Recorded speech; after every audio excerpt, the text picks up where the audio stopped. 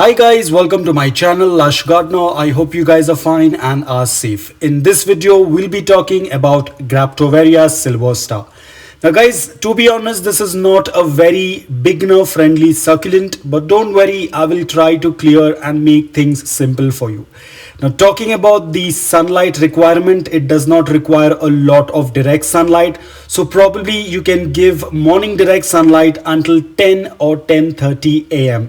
Please avoid putting this succulent out in direct afternoon sunlight. Otherwise you will end up with this. As you can see, there are a lot of burns on these leaves. Now this was initially because the succulent was still getting acclimated. It had some transit stretch, and due to which it was accidentally put in direct sunlight, due to which there were a lot of burns. But right now the succulent is recovering and it is looking absolutely fine. There is a lot of new growth in the crown area. As you can see, the newer growth does not have any burns. Now here is another example. This was damaged quite a lot. You can see the amount of burns on the crown area. But now you can also see there is a lot of new growth. Now whenever you tend to see a succulent suffering like this, please do not pull out those brown leaves. Let them be as it is, because if you're going to pull them out, you might damage the succulent further. Especially that is the crown area, and you do not want to fidget with the crown area. Here is another example. This one was kept perfectly in indirect bright light during its acclimation period. It also had transit stretch, but now you can see it's more compact and it's doing absolutely fine. No burn marks, no burnt leaves on this particular variety because it did not get direct sunlight during the transit stretch when it was getting acclimated. It is doing absolutely fine. Now talking about the soil mix. The soil mix remains the same what we tend to use for all other succulents. It has to be loose, porous and well draining. I'll put the link of the soil mix in the description below. You can check it out. Now I do not add any fertilizers to my succulents. It's only the regular garden soil that I tend to use, and that has a good amount of nutrients, natural nutrients. I do not add any additional nutrients to my succulents. Now talking about watering, ensure that you water only when the soil is completely dry. Please do not overwater this succulent. This variety of succulent tends to get overwatered easily, and it easily gets root rot or crown rot. So be very careful. Ensure that your soil is completely dry, it is bone dry, and only then go ahead and water it. Otherwise this succulent has a high chance of getting rotted. Now the succulent is known for its beautiful design. You can see these tips. They tend to grow even more longer and they tend to look very lacy, and that is one of the feature of this succulent. Now as I said, please do not water this succulent from above, apart from it getting burnt. Another reason would be that this succulent is known to have crown rot, especially if you water this succulent from above. So please be very mindful. In case if you have accidentally dropped water on the succulent, ensure you use a succulent blower and blow off the water from the succulent. Talking about propagation and multiplying, the best way is to multiply whenever you tend to see the pups, they have reached a decent size. Only then go ahead and separate the pup from the mother plant.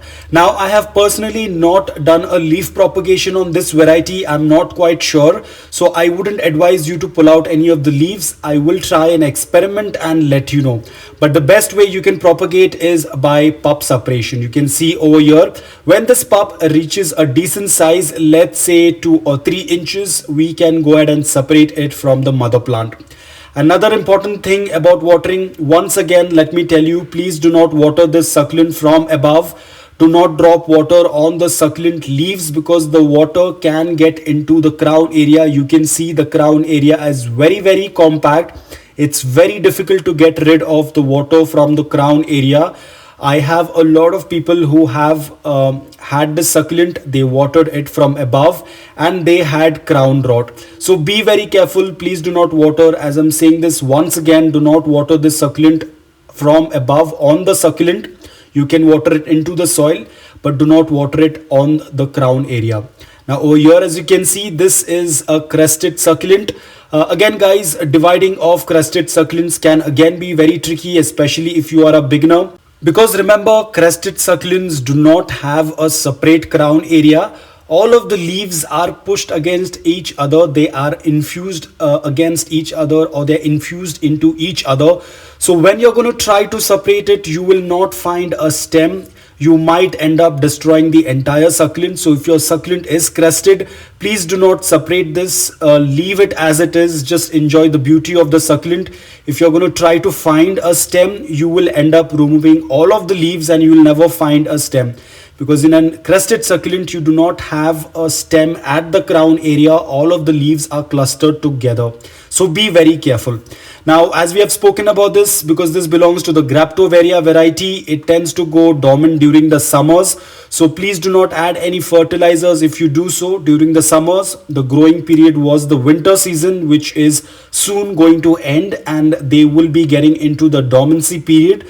Talking about pest attack, it is likely to get affected with mealybugs. You can follow the regular procedure what you tend to work. I personally do not spray anything on my succulents, especially on the crown area. I only use a soft bristled makeup brush, and I try to dust off, or I try to dry brush all of the succulents in case if there are any mealybugs or any kind of insects.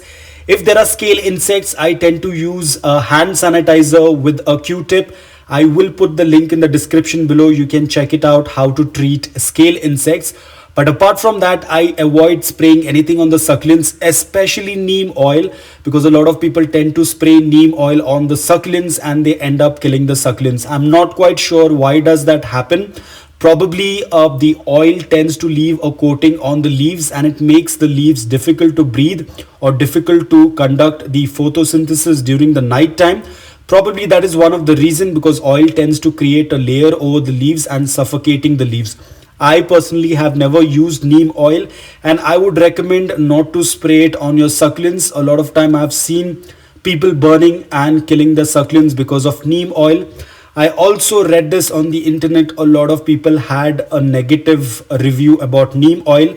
Again, if it has been working out for you, well and good, but I personally do not use neem oil. So guys, I hope that this video was helpful to you. If it was, please hit the like button. If you're new to my channel, please consider subscribing to it. Until then, take care, stay safe and keep propagating.